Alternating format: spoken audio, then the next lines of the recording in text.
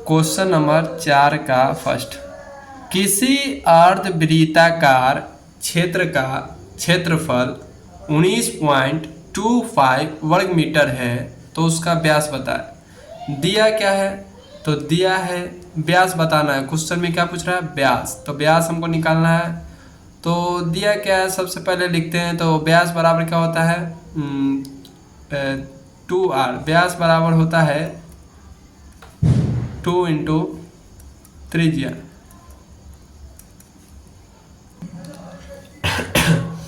तो ये त्रिज्या नहीं दिया हुआ है तो त्रिज्या हम निकालते हैं। तो यहाँ दिया है कि अर्धवृत्ताकार क्षेत्र का क्षेत्रफल दिया हुआ है, उसी से आते हैं। तो अर्धवृत्ताकार क्षेत्र क्या होता है? तो पाई आर स्क्वायर बाय 2। तो इसको हम निकालते हैं। तो दिया कितना है? 19.25। तो इसके लिए हम हटा के 100 लगा लेते हैं।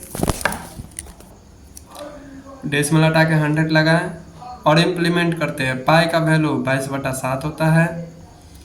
आर दिया हुआ है? नहीं दिया हुआ है, छोड़ देंगे। 2 दिया हुआ है, 2 लिख देते हैं। कटेगा एक बार में, 11 बार में काट दिए। 5 से काटते हैं तो 20 बार में कटेगा। 5 से काटते 3,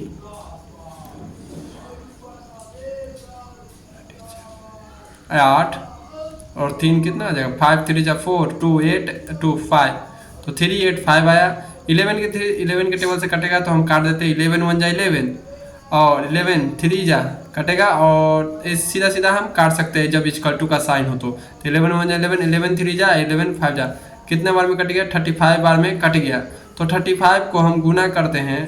तो 35 को अभी काटते हैं, 35 को 4 बार में और इसको भी 7 बार में। तो कट गया तो बचा 4। तो ये क्रॉस मल्टीप्लाई होगा तो आर स्क्वायर यहाँ आ जाएगा इक्वल टू, तो क्या हो जाएगा? तो 7 उधर चल जाएगा। तो 7 इंटू 7 और नीचे 4 है। जब हम रूट निकालेंगे त्रिज्या का तो क्या हो जाएगा? तो 7 बाहर आ जाएगा और 2 बाहर आ जाएगा, क्योंकि 4 को क्या होता है? 2 का स्क्वायर 4 है। तो ये त्रिज्या हमारा कितना आ गया? 7/2। अब हम यहाँ इम्प्लीमेंट करते हैं। तो यहाँ इम्प्लीमेंट कीजिएगा तो 7/2 हम यहाँ भर देते हैं। 2 से 2 कट गया तो कितना आ जाएगा आंसर हमारा? 7 सेंटीमीटर आंसर आ गया हमारा। तो व्यास कितना आएगा इस क्वेश्चन का? 7 सेंटीमीटर व्यास आएगा।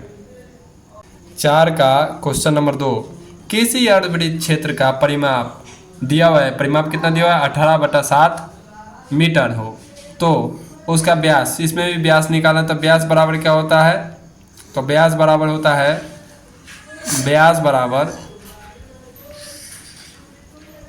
व्यास बराबर क्या होता है? जल्दी बताइए।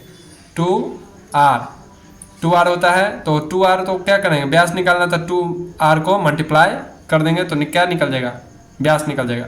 तो व्यास तो त्रिज्या तो दिया नहीं है, तो आइए हम त्रिज्या निकालते हैं कैसे। तो अर्धवृत्त का परिमाप दिया हुआ है। कितना दिया हुआ है? अर्धवृत्त का परिमाप दिया हुआ है। कितना दिया हुआ है? फार्मूला से आते हैं। तो पाई r प्लस 2r, ये फार्मूला है, याद रखिएगा आप लोग। अर्धवृत्त का परिमाप बराबर पाई r प्लस 2r होता है। तो अब हम इसको इम्प्लीमेंट करते हैं। आइए नेक्स्ट पेज में पढ़ते हैं। क्या था? तो पाई r प्लस 2r। तो पाई का वैल्यू 22/7 है। r का वैल्यू दिया हुआ है? नहीं दिया हुआ। प्लस 2 प्लस r का वैल्यू नहीं दिया हुआ है। तो क्या करेंगे? इधर से दिया हुआ था हम क्वेश्चन से 18/7 दिया हुआ था। क्वेश्चन से क्या था? 18/7 दिया हुआ है। तो हम क्रॉस मल्टीप्लाई करते हैं। क्या करते हैं? क्रॉस। हम सबसे पहले कॉमन ले लेते हैं। r को कॉमन लेते हैं तो 22/7 प्लस 2। तो हम कॉमन ले लिए। अब कॉमन ले लेते हैं तो क्या करते हैं? इसको 18/7 उतारते हैं। अब कॉमन लेके एलसीएम करते हैं तो कितना आ जाएगा बताइएगा आप लोग? 22 प्लस 14/7 इतना हो जाएगा। मल्टीप्लाई इसका 18/7। तो हम जोड़ देते हैं, कितना आ जाता है? तो 22 से 14 कितना हो जाएगा? 6 और 1 3, 36/7। यहाँ मल्टीप्लाई है, आप भूलिएगा नहीं, ये बराबर इक्वल टू का साइन है। 18/7। अब हम इधर भेज देते त्रिज्या को, तो क्रॉस मल्टीप्लाई करेंगे तो ऐसे हो जाएगा। और क्या हो जाएगा? 7 ऊपर चल जाएगा और 36 नीचे आ जाएगा। तो काट देते हैं। एक बार में एक बार कट गया और एक बार में 2 बार में कट गया। तो त्रिज्या बराबर क्या आ गया, तो मेरा त्रिज्या बराबर 1/2 आ गया। क्या आ गया, 1/2 त्रिज्या आ गया। तो आइए हम पिछले पेज में जाते हैं, वहाँ देखते हैं। तो क्या पूछ रहा था, तो व्यास पूछ रहा था। तो चलिए व्यास बराबर वहाँ से त्रिज्या कितना निकाले थे 1/2, तो यहाँ फिल कर देंगे 1/2, तो 2 2 कट जाएगा, कितना आ जाएगा 1 आंसर आ जाएगा। समझ में आया होगा तो कमेंट कीजिएगा, लाइक कीजिएगा, शेयर कर दीजिएगा। धन्यवाद।